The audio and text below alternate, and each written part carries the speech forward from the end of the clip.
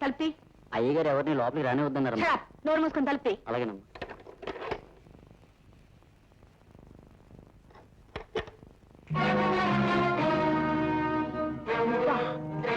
ఇక్కడ కూడా వచ్చావా? ఇంత చేసిన తర్వాత కూడా మీ తండ్రి కూతురికి నా మీద కక్ష చేయలేదా? ఇంకా ఏ సాధిద్దామని వచ్చావు? అంత మాట అనకక్క. అక్క ఎవరే నీకు అక్క? నీ నోటి నుంచి ఆ మాట వినడానికి నాకు అసహ్యంగా ఉంది. నేను చెప్పేది కొంచెం శాంతంగా వినక్క. ఆ రాత్రి నీకు నాన్నగారికి మధ్య జరిగిన ఘర్షణంతా విన్నాను. తెలిసి నాన్నగారు, తెలియక నేను నీకెంతో ద్రోహం చేశాం. నిజానికి ఆస్తి ఐశ్వర్యం అన్నీ నీవి. నేను చేసిన పాపానికి ప్రాయశ్చిత్తం చేసుకోవాలని, నీకు న్యాయం చేయాలని ఇక్కడికి వచ్చాను. సదక్క వెళదాం. ఎక్కడికి? డాడీ చేసిన పాపాలు ప్రపంచానికి తెలియజేయడానికి, ఆయన అందరి ముందు తల ఉంచుకునేటట్టు చేయడానికి. సదక్క. కానీ లత, మీ డాడీ మా అమ్మకు ద్రోహం చేసినట్లు నిరూపించడానికి ఉన్న ఒకే ఒక్క సాక్ష్యాన్ని డాడీ ముక్కలు ముక్కలు చేశాడంటావు కదా? నీకు ఆ భయమేం అక్కర్లేదు. ఆ ముక్కలను అతికించి నేను జాగ్రత్త చేశాను. ఆ రాత్రి డాడీ నీతో మాట్లాడిన మాటలన్నీ రికార్డ్ చేశాను. పద, వేలాది కార్మికులకి నిజాన్ని బయటపెట్టి నాన్న పాపం బద్దలు చేస్తేనే కానీ నా పాపానికి నిష్కృతి లేదు. పద.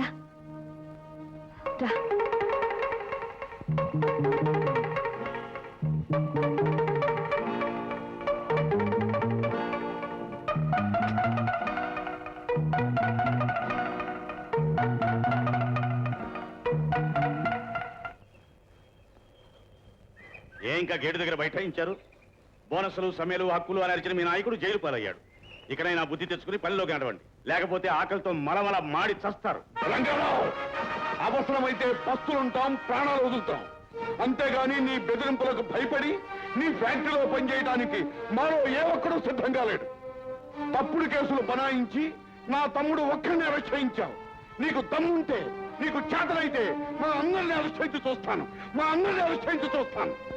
కామ్రేడ్స్, ముందు మన నాయకుడిని విడిపించుకుందాం. పదండి. యూనియన్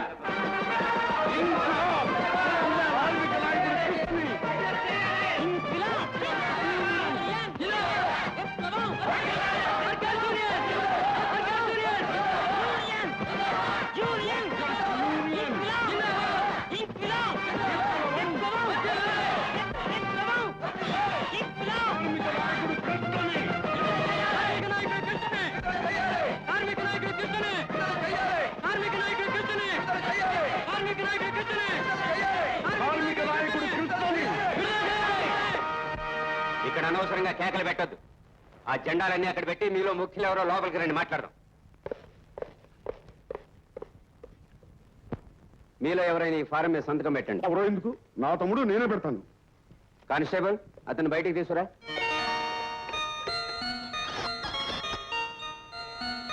మిస్టర్ కృష్ణ, నిన్ను బెయిల్ మీద విడుదల చేస్తున్నాం. Comrade Krishna, workers union!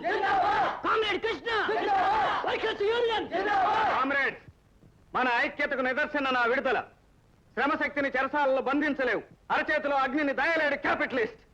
న్యాయమైన మన కోరికల్ని యజమాని తీర్చకపోవటాన్ని నిరసిస్తూ మనం స్ట్రైక్ చేస్తున్నాం. దానికి బదులు ఆయన మన కోరికల్ని తీర్చకుండా లాకౌట్ ప్రకటించాడు. దీన్ని ఏ కార్మికుడు సహించడు. ప్రపంచంలో ఏ కార్మికుడైనా తన శ్రమకు తగిన ఫలితాన్ని కోరుకుంటాడే తప్ప కష్టపడటం మానేయడు. కనుక మనం ఈ లాకౌట్ ను ఒప్పుకోవద్దు. ఎదురు తిరిగైనా సరే ఫ్యాక్టరీలో యంత్రాలను కదిలించాలి. పని చేయటమనే మన హక్కుల్ని మనం నిలబెట్టుకు తీరాలి. ఆస్తి ఐశ్వర్యం ఉన్నాయి కదా, మిల్లు పనిచేయకపోయినా తనకే ప్రమాదం లేదనే ఉద్దేశంతో యజమాని చేసే ఈ దౌర్జన్య చర్యను ఎదిరించాలి. కామ్రేడ్స్, అవసరమైతే ప్రాణాలైనా అర్పించి ఐక్య కార్మిక శక్తికి ఎదురు లేదని రుజువు చేయాలి. మొక్కబోని ధైర్యంతో జగన్నాథ రథ చక్రాల్లా కదలండి. ఆగండి, అడుగు ముందరికి వేయకండి. ఏ చట్ట ప్రకారం మీరు ఫ్యాక్టరీకి లాకౌట్ ప్రకటించారో చెబుతారా? మీకు సంజాయిషి ఇవ్వవలసిన అవసరం మాకు లేదు, కానీ తెలుసుకోవాల్సిన అవసరం మాకుంది. మీరు ఈ ఫ్యాక్టరీకి యజమాని కావచ్చు, కానీ యంత్రాల్లో యంత్రాలై ఈ పొగగొట్టాల్లో తమ రక్తాన్ని ఆవిరిగా మార్చి మీ సంపదనంతా పెంచింది ఈ కార్మికులే.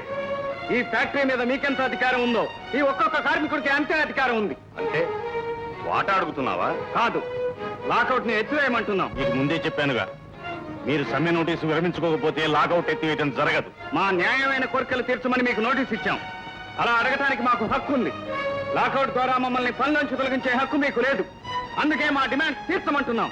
తీర్చకపోతే పోరాడి సాధిస్తాం.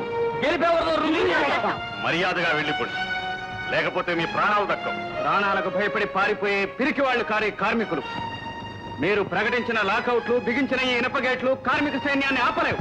వర్కర్స్ యూనియన్ ఏంటి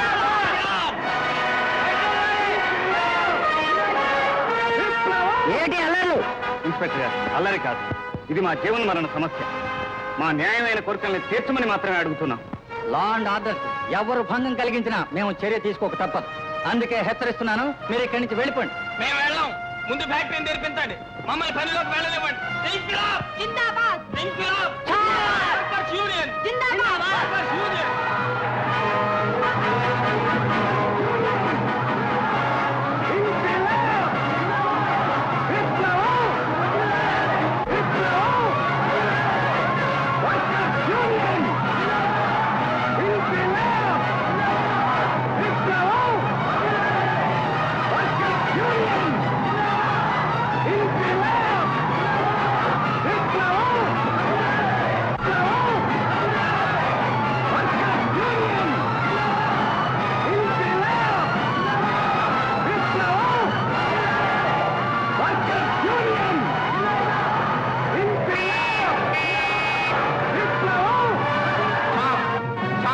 ముందా లాఠీ చార్జ్ ఆపండి.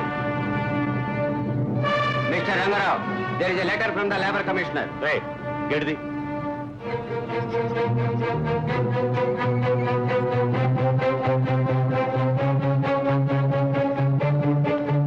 Commissioner advisers the management to remove lockout. ఇదిగోనండి.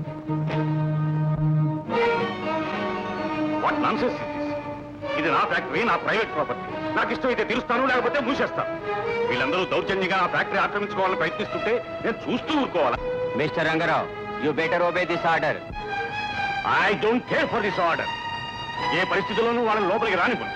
ఏళ్ల తరబడి కార్మికుల పట్ల మీరు జరిపిన అన్యాయాలు, అక్రమాలు లోకానికి తెలియవనుకోకండి. కేవలం కార్మికులే కాదు, ప్రభుత్వాన్ని కూడా దోచుకున్నట్టుగా మా దగ్గర రుజువులు, సాక్ష్యాలు ఉన్నాయి.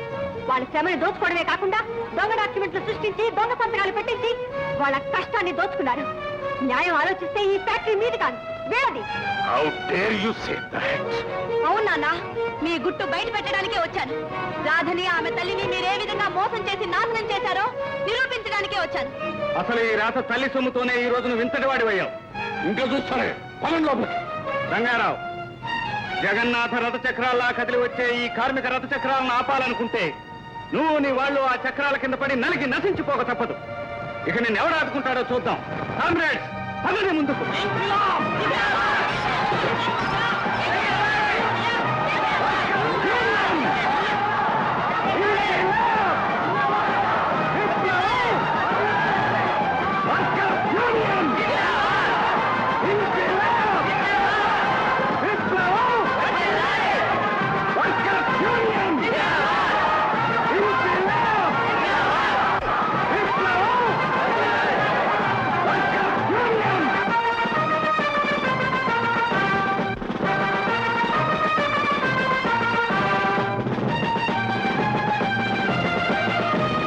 ఈ దేశాన ప్రతి అంగుళంలో పేరుకుపోయిన దోపిడీకి ఇది ఒకానొక ప్రతిఘటన మాత్రమే.